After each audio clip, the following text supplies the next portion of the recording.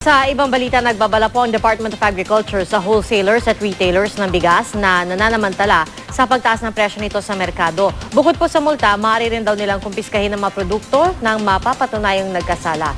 Balita natin ni Julio Segovia.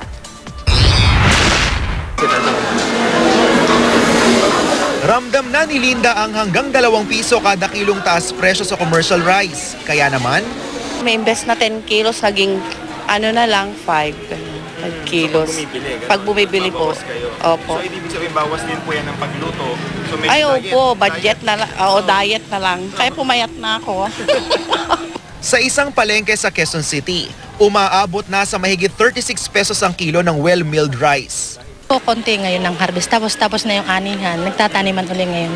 Ganun kasi ang ang bata ka rin sa mga harvester. Binalaan naman ng Department of Agriculture ang mga mananamantala sa presyo.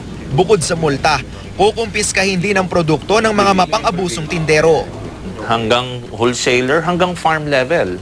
Titingnan namin yung reasons nyo. And if we don't find it, then we could slap administrative cases, fines or confiscation of your goods, suspension of licenses. Ayon sa Department of Agriculture, sumisipa naman daw talaga ang halaga ng bigas kapag hindi pa panahon ng anihan. Nakaapekto rin daw sa taas presyo ang mababang rice production ngayon. Nadulot naman ng naranasang matinding tagtuyot sa Northern Luzon noong unang bahagi ng taon. Pero ayon sa National Food Authority, walang dapat ipag-alala. Sapat daw ang supply ng bigas.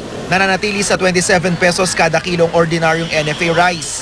Plano rin daw maglabas ng NFA ng high quality na bigas sa halagang 30 to 32 bilang pantapat sa commercial rice na mahalang presyo.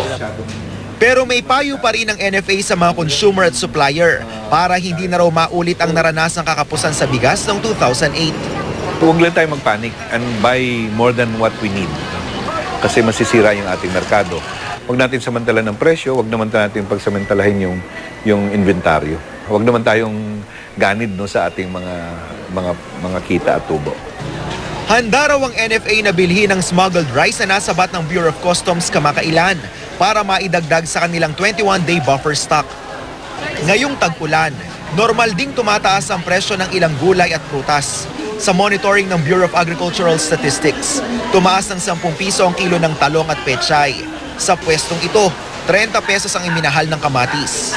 Like Baguio, mahirap daw yung daan. May landslide, yung mga ganun, kaya medyo tumataas daw po ang tracking. Julio Segovia, GMA News.